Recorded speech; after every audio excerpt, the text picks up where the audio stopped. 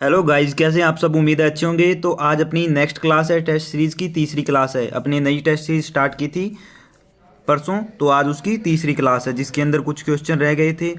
तो आपको मैं एक बात बता दूं कि कल नई परसों की एक क्लास थी जिसके अंदर पोमोलॉजी शब्द आया था। क्वेश्चन नंबर सेकंड था और उसके अंदर शब्द था पोमोलॉजी कौन सी भाषा का शब्द है। तो वो क्वेश्चन मिस्टेक बाय मिस्टेक गलत हो गया। तो दो स्टूडेंट हैं जिनका नाम है, एक का नाम है मुकेश पवार और एक का नाम है अनिल कुमार। तो उनका मैं धन्यवाद देना चाहता हूं कि उन्होंने कमेंट सेक्शन के अंदर बता दिया कि सर ये क्वेश्चन गलत हो गया है, तो आप इसको सही बताएं। तो आज की क्लास में आपको मैं वो क्वेश्चन वापस रिपीट कराऊंगा। तो अपने उस पीडीएफ पे चलते हैं जिस पे वो क्वेश्चन था। तो आपको मैं डिटेल से बताता हूँ कि पोमोलॉजी शब्द कौन सी भाषा का है, किसने दिया है, तो वो अपने डिस्कस करते हैं। और एक बार मैं फिर से मुकेश पवार और अनिल कुमार का धन्यवाद देना चाहता हूँ। तो अपने उस टेस्ट सीरीज पे चलते हैं। ये आपके सामने अब जो पीडीएफ ओपन हुई है इसके अंदर पूरा लिखा हुआ है पोमोलॉजी कौन सी भाषा का शब्द है, कहाँ से लिया गया है, क्या अर्थ है उसका। तो अपने इस पे डिस्कस करते हैं। तो सबसे पहले आती है हॉर्टिकल्चर। तो हॉर्टिकल्चर है ना, जो वो लेटिन दो शब्दों से मिलकर बना है। एक तो है हॉर्टस जिसका अर्थ होता है उद्यान, ठीक है, और देन आता है कल्चर। तो कल्चर का अर्थ होता है कृषि या उगाने से। और अब अपने इसकी डेफिनेशन पर डिस्कस करते हैं कि उद्यान विज्ञान के अंतर्गत फल, सब्जियों, सुगंधित पौधे, फूल और मसाले वाली सब्जियों को उगाना सम्मिलित है। तो ये इसकी डेफिनेशन है हॉर्टिकल्चर की। अब बात आती है अपने पोमोलॉजी की कि ये सबसे इंपॉर्टेंट है। ये वैसे अपवाद भी है, तो इस कारण ये क्वेश्चन बाय मिस्टेक गलत हो गया था पीछे की टेस्ट सीरीज के अंदर। तो आज मैं आपको इसको सही करा देता हूँ। तो अपने बात करते हैं पोमोलॉजी की। तो पोमोलॉजी है ना, ये लैटिन और ग्रीक दो शब्दों से मिलकर बना है, जिसके अंदर लैटिन शब्द कौन सा है, पोमन। और ये लैटिन शब्द है पोमन है ना, जो ये लैटिन शब्द है। दूसरा है लॉजी, तो लॉजी है ग्रीक शब्द। तो ये किन किन शब्दों से मिलकर बना है, लैटिन प्लस ग्रीक बराबर पोमोलॉजी, ठीक है। तो लैटिन प्लस ग्रीक शब्दों से मिलकर बना है पोमोलॉजी। तो इसके अंदर अपने क्या करते हैं, फलों से संबंधित खेती का अध्ययन किया जाता है। नेक्स्ट अपने बात करते हैं ओलेरिकल्चर के बारे में। तो ओलेरिकल्चर है, ये लैटिन भाषा का शब्द है। ओलेरिकल्चर किसका शब्द है, लैटिन भाषा का शब्द है। और इसके अंदर अपने सब्जियों का अध्ययन करते हैं। देन आता है पुष्प विज्ञान यानी कि फ्लोरिकल्चर। तो फ्लोरिकल्चर होता है, ये भी लैटिन भाषा का शब्द है। इसके अंदर अपने फूलों का अध्ययन करते हैं। अब आते हैं कुछ वैज्ञानिकों के नाम, जैसे कौन फादर है, तो अपने उस पर डिस्कस करते हैं। तो थॉमसन एंड्रयू नाइट है ना, ये 17वीं शताब्दी में उद्यान विज्ञान यानी कि हॉर्टिकल्चर व फल विज्ञान यानी कि पोमोलॉजी के जन्मदाता यानी कि पिता माने जाते हैं। तो 17वीं शताब्दी की अपने बात करें तो हॉर्टिकल्चर और पोमोलॉजी के पिता कौन है, थॉमस एंड्रयू नाइट। अब नेक्स्ट अपने बात करते हैं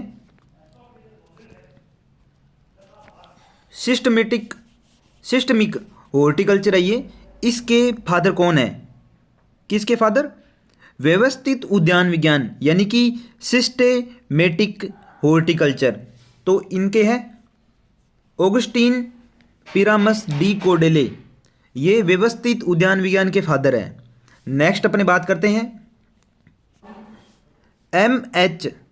मोरी गोवड़ा, ये भारत के उद्यान विज्ञान के पिता है। अगर अपने को पूछे हॉर्टिकल्चर के पिता कौन है इंडिया के अंदर,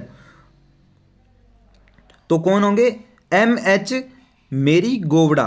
तो ये पोमोलॉजी संबंधित आपकी जो क्वेरी थी वो इसके अंदर हल हो चुकी है। तो अपने अब अपनी पीडीएफ पे चलते हैं।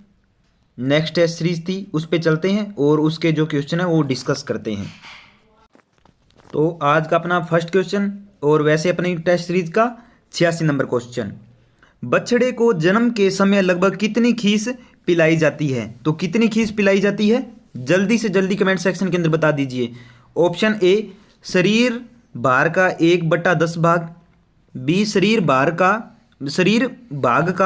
1/20 भाग, सी शरीर भाग का 1/5 भाग, और डी शरीर भाग का 1/4 भाग। और ये यहाँ पे भाग लिखा हुआ है ना, यहाँ पे बार है, ये मिस्टेक मिसप्रिंट हुआ है, शरीर बार है यहाँ। तो बछड़े को जन्म के समय लगभग कितनी खीस है जो पिलाई जाती है? तो इसका राइट आंसर है जो कि है शरीर भार का 1/10 भाग होता है ना, तो उतनी उसको खीस बछड़े को पिलाई जाती है जन्म के समय। नेक्स्ट क्वेश्चन, भैंस का औसत गर्भकाल कितना होता है? तो भैंस का औसत गर्भकाल कितना होता है? बहुत ही सिंपल क्वेश्चन है। 255 दिन, 285 दिन, 295 दिन, 307 दिन। तो 307 दिन होता है भैंस का औसत गर्भकाल, 307 दिन। Next question, question number 88 sorry. Bharat में कुल पशुधन संख्या कितनी है? तो कुल पशुधन संख्या कितनी है भारत के अंदर? 579 मिलियन, बी 512 मिलियन, सी 600 मिलियन, डी 500 मिलियन। तो कितना पशुधन है भारत के अंदर? तो भारत के अंदर कितना है? 512 मिलियन, 512 मिलियन भारत के अंदर पशुधन है। Next question, question number 89। दुग्ध का बुखार या दुग्ध जवर रोग किसके कारण होता है? तो दुग्ध जवर रोग है ये पशु के अंदर किसके कारण होता है? ऑप्शन ए कैल्शियम की कमी कारण, बी हाइपोकैल्सीमिया के कारण, सी ए और बी दोनों, और डी पी की कमी के कारण यानी कि फॉस्फोरस की कमी के कारण। तो किसकी कमी के कारण होता है? तो पशु के अंदर जो जवर होता है ये ए और बी यानी कि कैल्शियम की कमी के कारण और हाइपोकैल्सीमिया की कमी के कारण पशु के अंदर दुग्ध का बुखार या दुग्ध जवर रोग होता है। Next question, question number 90। भैंस की दूध का सफेद रंग किसके कारण होता है? यानी कि भैंस का जो दूध होता है उसका रंग होता है सफेद, तो ये किसके कारण होता है? Option A albumin, B casein, C carotene और डी कैल्शियम कार्बोनेट। तो किसके कारण होता है? तो भैंस के दूध के अंदर कैसीन पाया जाता है जिसके कारण इसका जो रंग होता है दूध का ये वाइट रंग होता है यानी कि सफेद रंग होता है, वाइट कलर होता है। Next question, question number 91। किस बीमारी के बचाव के टीके लगाए जाते हैं? किस बीमारी के बचाव के टीके लगाए जाते हैं निम्न में से? थनैला रोग, दुग्ध जवर, खूनी पैसिज और डी गलघोटू। तो कौन सी बीमारी है जिसके इंजेक्शन लगाए जाते हैं? तो जो ये गलघोटू है ना, इस बीमारी के लिए इंजेक्शन लगाए जाते हैं। Next question, question number 92।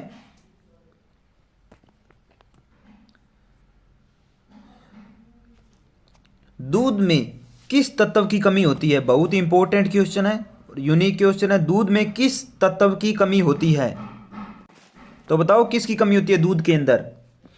Phosphorus, लोहा, कैल्शियम, खनिज लवण। जल्दी से जल्दी कमेंट सेक्शन के अंदर बता दीजिए। बहुत ही इंपॉर्टेंट क्वेश्चन है, यूनिक क्वेश्चन है। तो किसकी कमी होती है?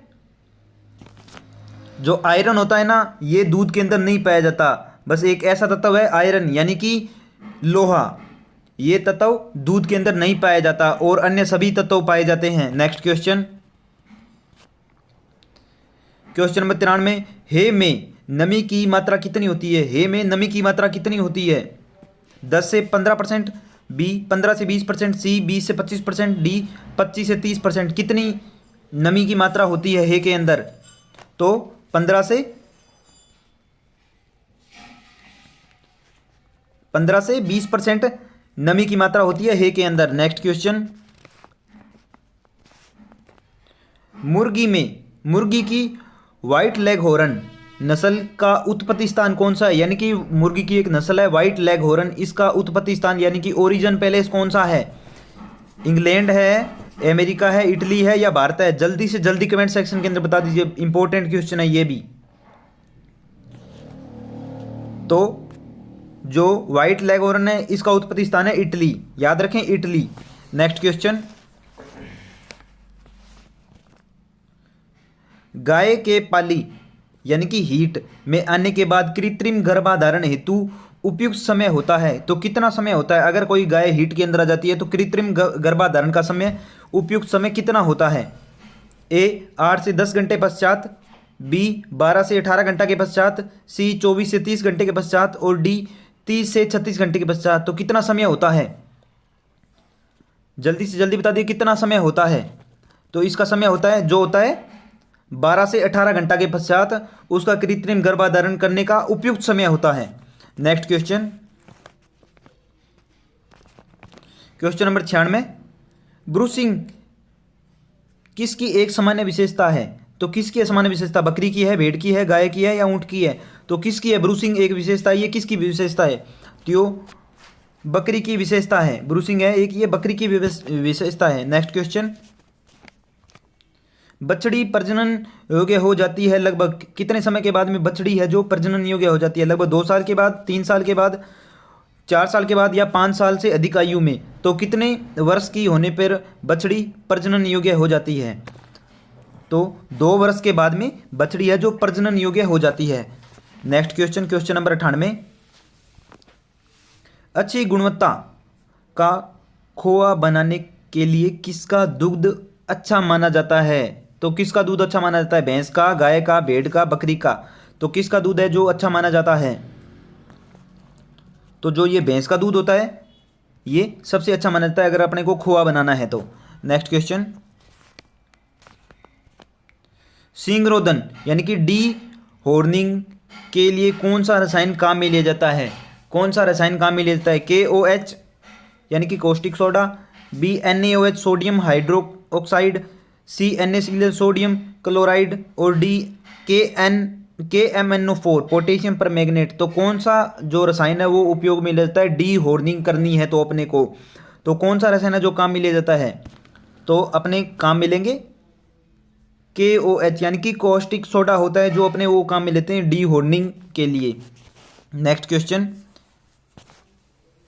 निम्न में से कौन सी गैस वीर्य संग्रहण हेतु प्रयुक्त की जाती है, ऑक्सीजन, सल्फर डाइऑक्साइड, नाइट्रोजन या ऑर्गन। तो कौन सी गैस वीर्य संग्रहण हेतु प्रयुक्त की जाती है। बहुत ही सिंपल क्वेश्चन है, आप स्टार्टिंग से इस क्वेश्चन को पढ़ते आ रहे हैं। तो इसके लिए अपने नाइट्रोजन का उपयोग करते हैं। आपने सुना होगा द्रव्य नाइट्रोजन के अंदर -196 डिग्री पर अपने वीर्य को संग्रहण कर सकते हैं। तो आज की क्लास अपनी यहीं पे पूरी होती है।